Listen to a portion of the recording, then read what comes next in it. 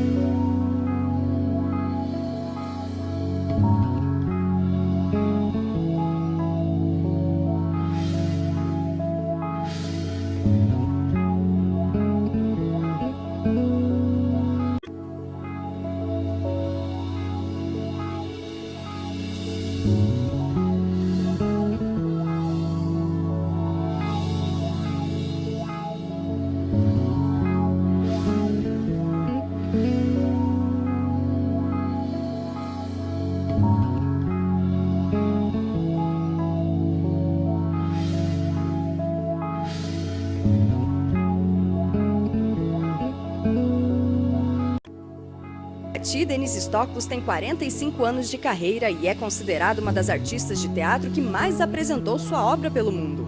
Sua companhia já passou por mais de 30 países apresentando espetáculos em 7 idiomas. Especialista em mímica, Denise Stoklos desenvolveu um estilo próprio de performance solo e criou um método teatral, o teatro essencial. O objetivo é ter em cena um mínimo de efeitos e o máximo de teatralidade.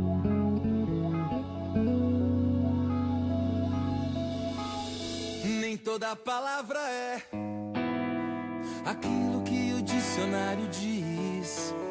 Nem todo pedaço de pedra se parece com tijolo ou com pedra de giz. Avião parece passarinho que não sabe bater asa. Passarinho voando longe parece borboleta que fugiu de casa. Borboleta parece flor que o vento tirou pra dançar. Flor parece a gente, pois somos semente do que ainda virá. A gente parece formiga lá de cima do avião. O céu parece um chão de areia, parece descanso pra minha oração. A nuvem parece fumaça, tem gente que acha que ela é algodão. Algodão às vezes é doce, mas às vezes é doce não.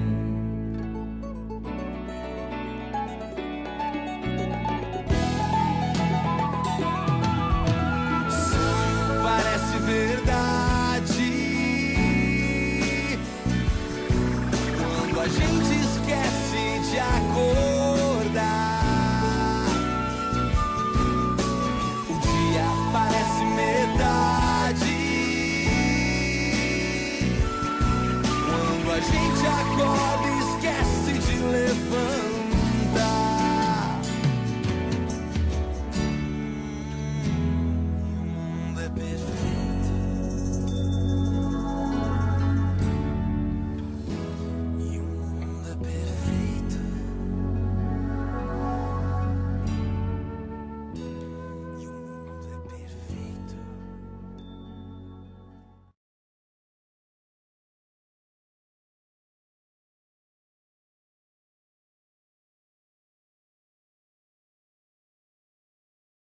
papéis, ela, primeiro, a cena é Mary Stuart reclamando na prisão.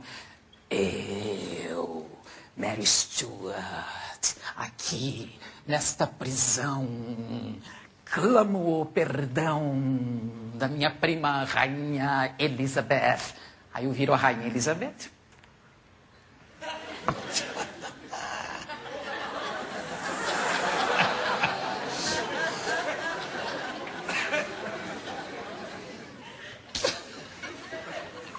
E de costas para a plateia chamam um rapazinho, porque dizem que ela era solteira, mas gostava muito dos rapazinhos do castelo, das cavalariças. Então ela dizia assim: vem cá, meu rapaz.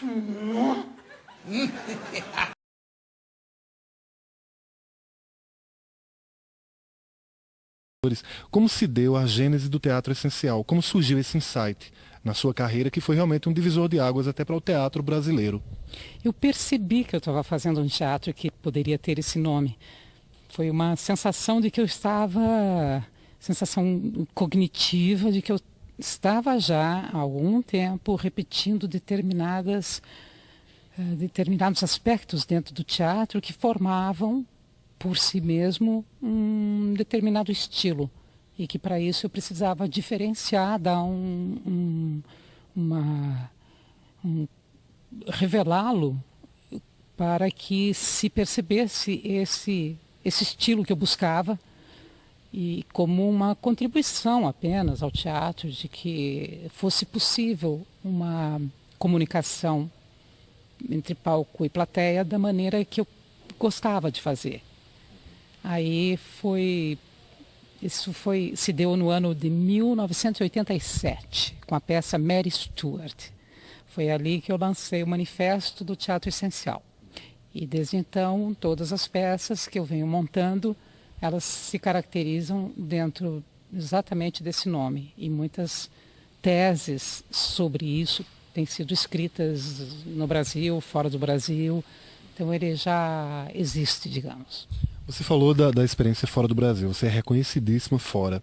Inclusive na China, que é um país que tem uma tradição de ser fechado e tudo mais. Houve até um festival dedicado a seu trabalho, né? Fala um pouco dessa questão da língua, do limite da língua no trabalho que você desempenha. Por exemplo, a China, como é que a China recebe Denise Stoklos? Na China eu tinha que fazer inglês, porque eu não tive essa capacidade de aprender chinês para fazer o espetáculo. Então, eu tento fazer sempre no idioma local, e quando isso me é possível, né? E o pessoal de lá tem como uma possibilidade sagrada entre eles o teatro.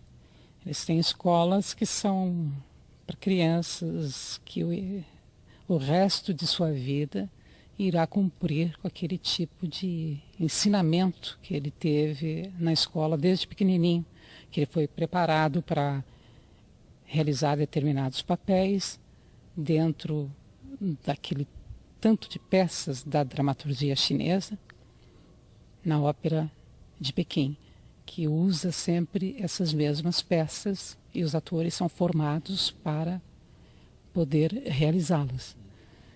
Então, com isso, eles têm muito interesse por teatro em geral, e me deram toda a atenção possível na semana em que eu apresentei 3 peças. Aí o teatro estava cheio, debates depois, com tradutor, é claro. E tive até numa escola de teatro deles, dando uma palestra, pedido. Enfim, foi espetacular esse momento. Falando em China, a gente lembra muito de disciplina, né? Que o oriental ele tem tradicionalmente uma disciplina, um senso de disciplina maior do que o ocidental.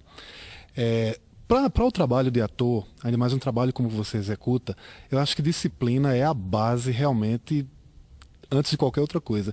Quantas horas por dia Denise Stoklos dedica a esse trabalho tão bonito, e ao mesmo tempo a gente sabe que requer até uma dose extra de corpo, de voz e tudo mais?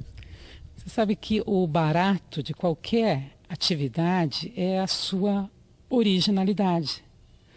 Então, ao longo do tempo em que eu fui aprendendo ciências disciplinas diferentes, como a mímica, eu fui arrecadando alguns conhecimentos que me foi possível absorver, ou como eu interpretei, e fui criando minha própria maneira de me aquecer ou de escrever uma peça. Então eu não posso nem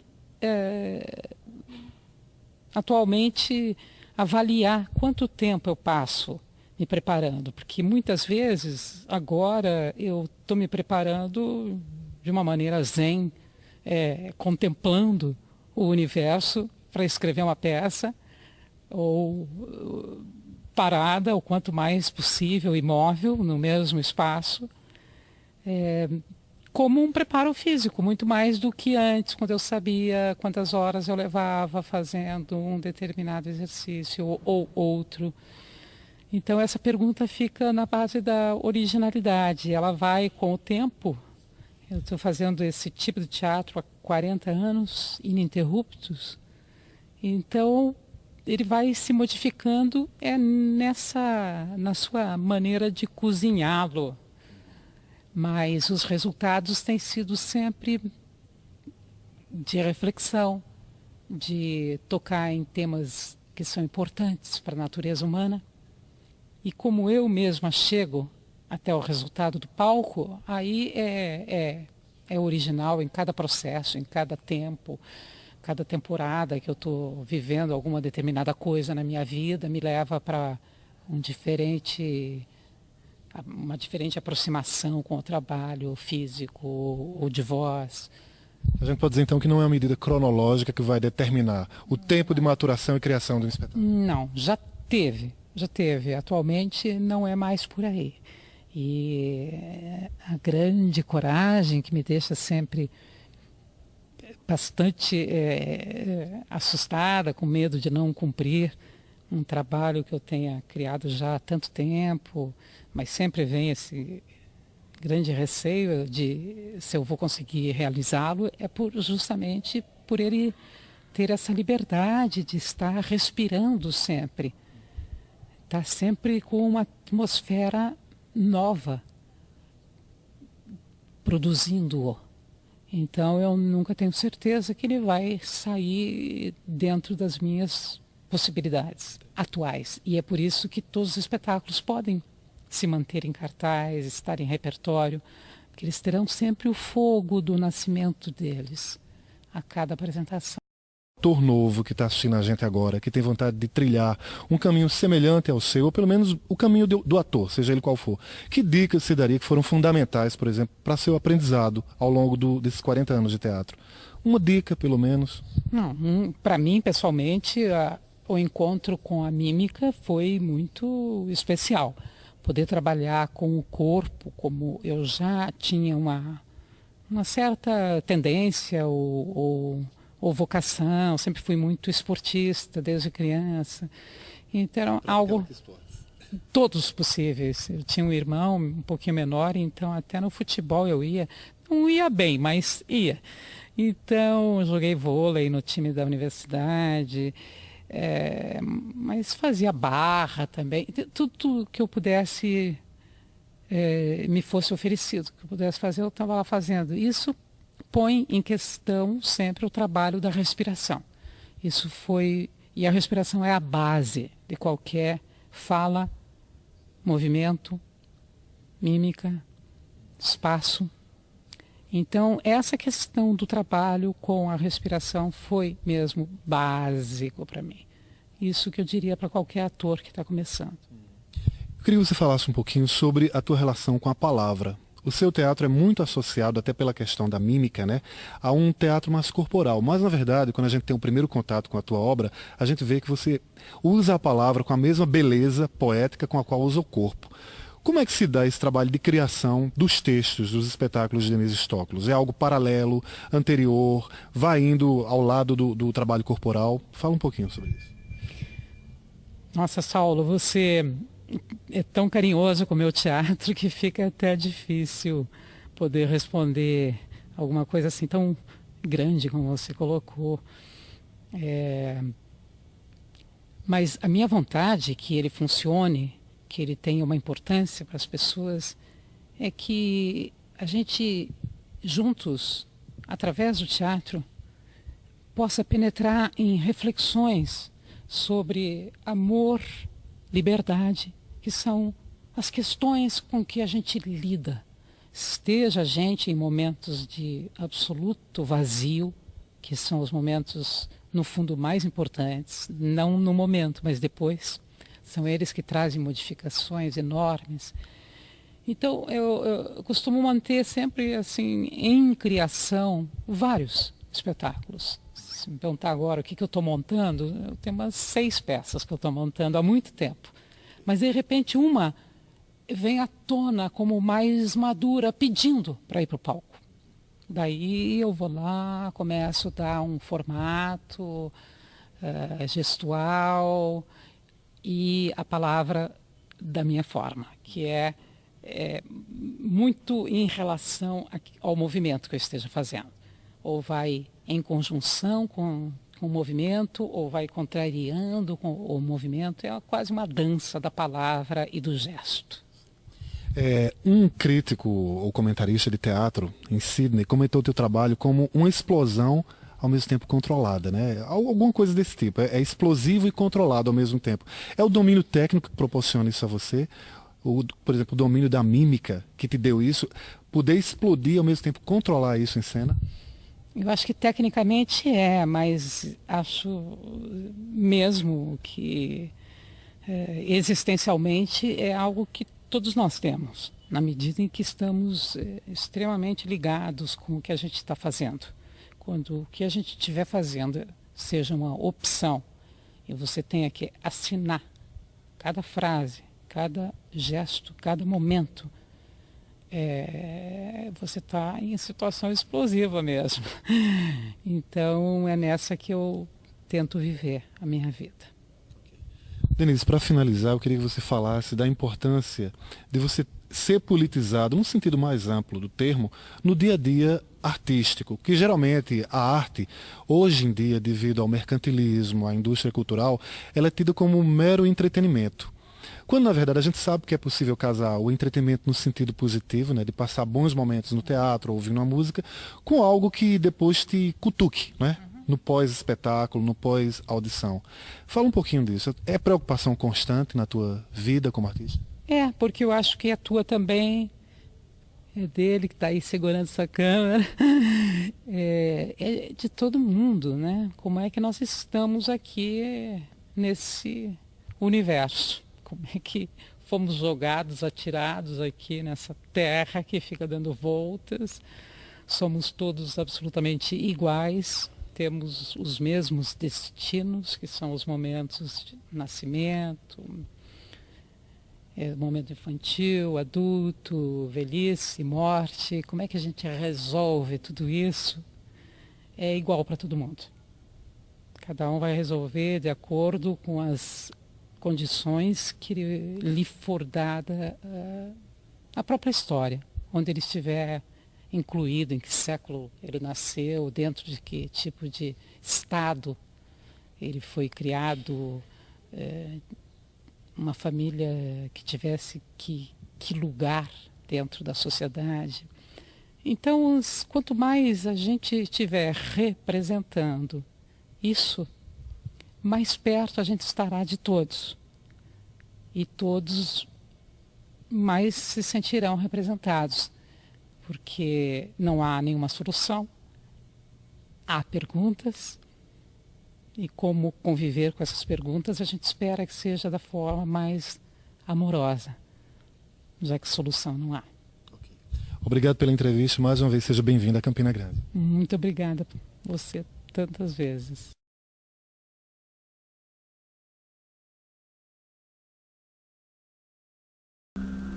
Encontrar essa maneira de se dimensionar para realizar aquilo que eu chamo de teatro essencial. Um teatro baseado no corpo do ator, na voz e nesse terceiro elemento, que é o intelecto, a memória, a análise, crítica, ao afeto, às sensações, à intuição. E com esses três elementos, corpo, voz e esse terceiro, que é a dramaturgia, se fazer um teatro autoral, onde o ator é o seu autor, é o seu diretor, é o seu coreógrafo. E assim as peças saírem altamente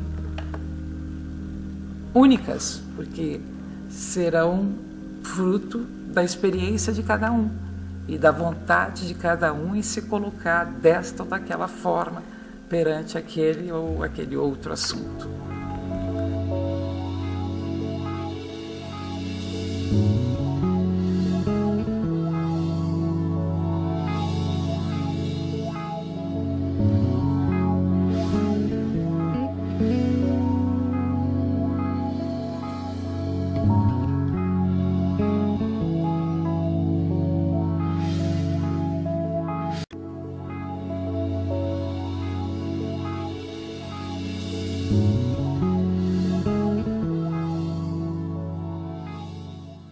Denise, o seu teatro essencial é uma busca a cada espetáculo? Ou é um conceito que você já forjou e você trabalha a partir dele? É um conceito que eu digo que nasceu lá em Irati, a cidade onde eu nasci, no interior do Paraná, porque é lá que eu fazia esse teatro assim. Eu mesmo escrevendo, eu mesmo dirigindo, eu mesmo coreografando, eu mesmo interpretando.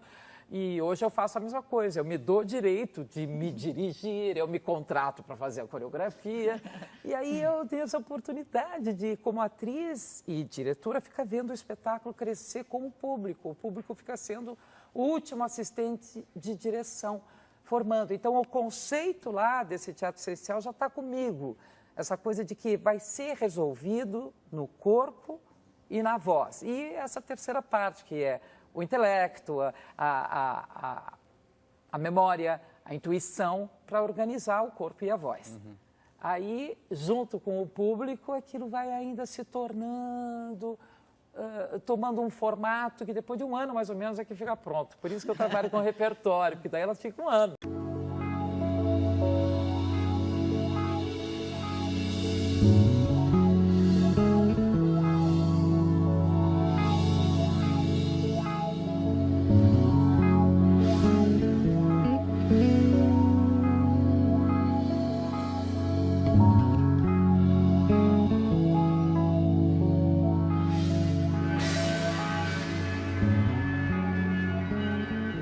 Você escreveu sobre o teatro de fricção.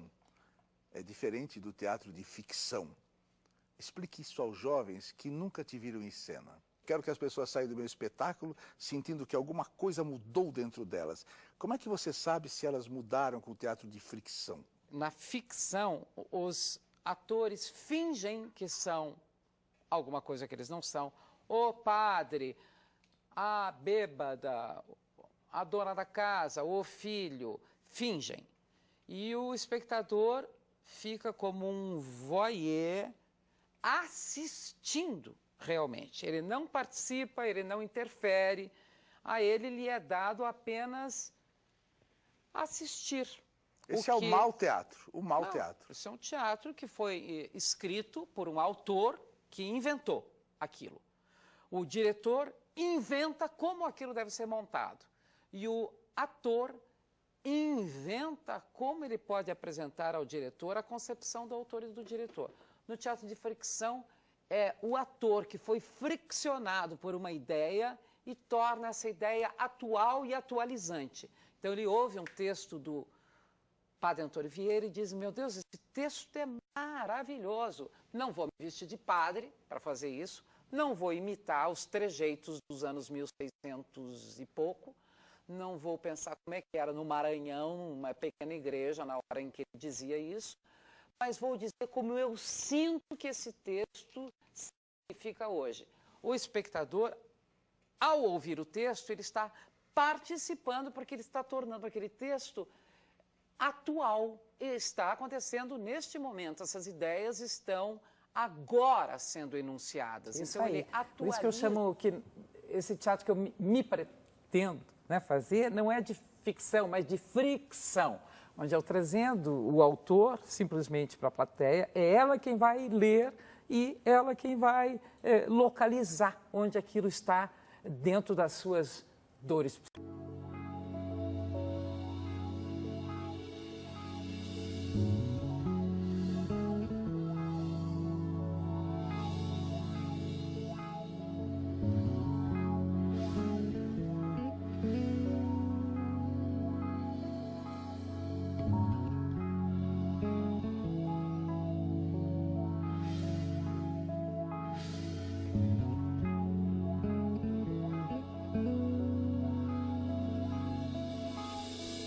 Toda palavra é aquilo que o dicionário diz. Nem todo pedaço de pedra se parece com tijolo ou com pedra de giz. Avião parece passarinho que não sabe bater asa. Passarinho voando longe parece borboleta que fugiu de casa. Borboleta parece flor que o vento tirou pra dançar. Flor parece a gente, pois somos semente do que ainda virá. A gente parece formiga lá de cima do avião. O céu parece um chão de areia, parece descanso pra minha oração. A nuvem parece fumaça, tem gente que acha que ela é algodão. Algodão às vezes é doce, mas às vezes é doce não.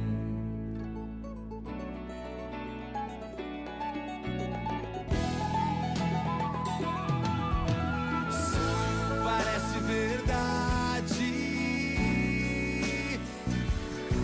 quando a gente esquece de acordar. O dia parece metade quando a gente acorda e esquece de levantar.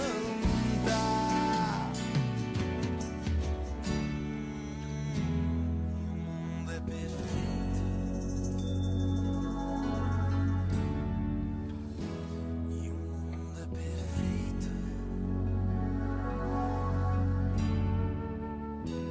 e o mundo é perfeito.